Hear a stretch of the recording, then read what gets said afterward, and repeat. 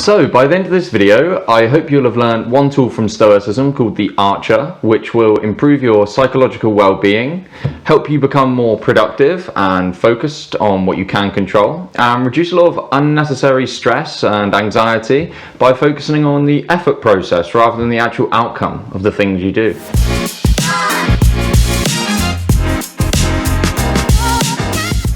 So the Stoic Archer is a metaphor really for the dichotomy of control, which is, I believe, the key principle and practice within Stoicism, which is to separate that which is in our control, our thoughts, our actions and our effort, from that which is out of our control, the outcome of our actions, the actions of others, the thoughts of others, and the world.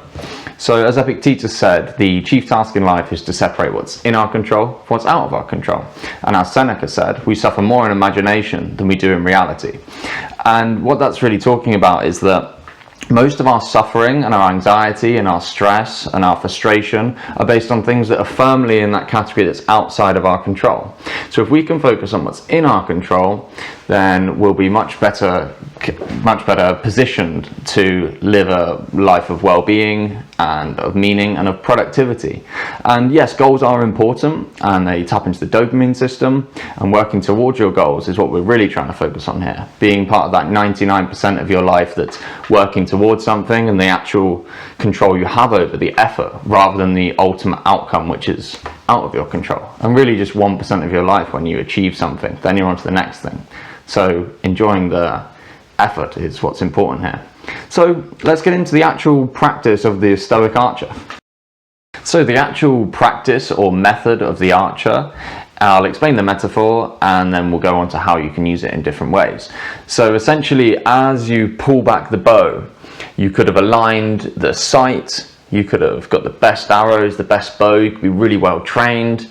Everything could be right in the preparation and the effort you put in. But as you release that arrow, so many things that are out of your control could affect it. The wind could change, someone could move in front of the target itself could move. There's numerous different things that are beyond your actual control that can alter the outcome of the effort you've put into it. So the metaphor here is that you can only control what you can control, and once you let go, once you release your effort into the world, or things you say to other people, or anything it could be, that then is very much beyond your control. So just focus on pulling the bow back to the best of your ability and releasing the arrow, and that's all you can do.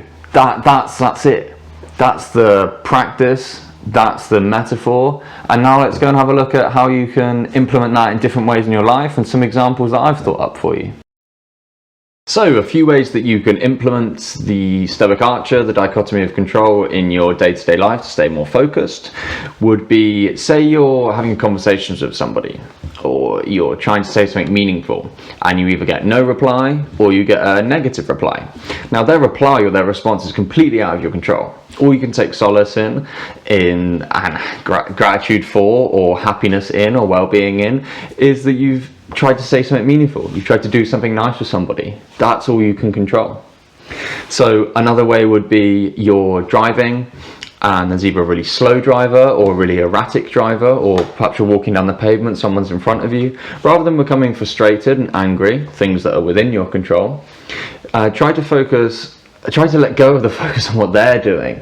Them walking slowly or them driving slowly is completely out of your control. You don't want to damage your internal state based on something that's completely out of your control. So one analogy or one example I really love is Ryan Holiday, an amazing modern Stoic thinker. He uses the example when he speaks to sports teams, but you can use this in sports or use this in your life generally. He says, you don't control the other team, you only control how you play. You don't control the weather, you only control how you play. You don't control the score, you only control how you play.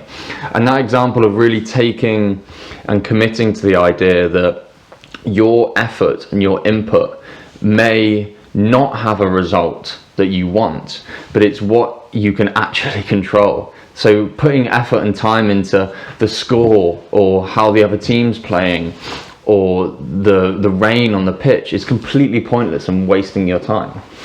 So one other thing is you could be concerned about an upcoming event, a driving test, an exam, meeting family and friends. And what that's doing, as Seneca said, is you're worrying more in your mind, more in imagination. It's something that isn't happening, it's in the future, it's not in the present, but also you can't control if they like you. You can't control if you pass the test. All you can do is answer the questions that will put you in the best position to succeed in the test, or be yourself, be genuine, be kind, and hope that they like you. But their opinions of you or the result of the test is not in your control. It's a result of the effort you put into it.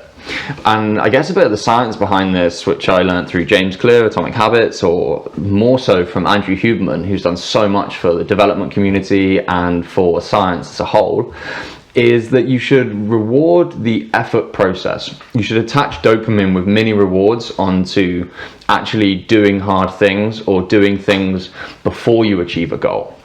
Because if you attach dopamine and reward to achieving a goal, then that's a fleeting emotion based on one event, not the whole process that leads up to it. And you'll have a spike in dopamine, you'll feel good, you feel like you've done something, you're rewarded, and then when you go through to do something else, you're then not feeling good until you achieve that.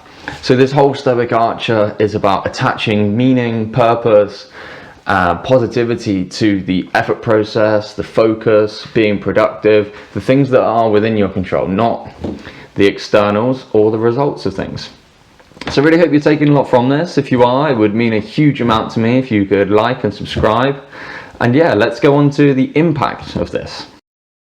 So the Stoic Archer really is a sort of meta tool. It can be a psychological tactic that can help deal with specific issues and improve your mental health directly. It can be a philosophy of life embedded within Stoicism to really focus on how things can be in your control or out of your control and really like live from that place. And it can also be a developmental or behavioral tactic to strategize around certain things and improve habit change. And really it's about focusing on what you can control, letting go of what you can't, and realizing that the effort process is more important than the outcome, and that as a result it will improve your mental health, make you more productive, reduce stress, and not live from this place where you're always working towards something or acting in a way for someone, and really focus on what's important to you. And yeah, it's been an absolute pleasure making this video for you. If you'd like to leave a comment below, it'd be great. I'll do my best to get back to everyone and engage about Stoicism, mindfulness, specifically how this topic has helped you or something similar may have. So it's been an absolute pleasure, and take care, my friends.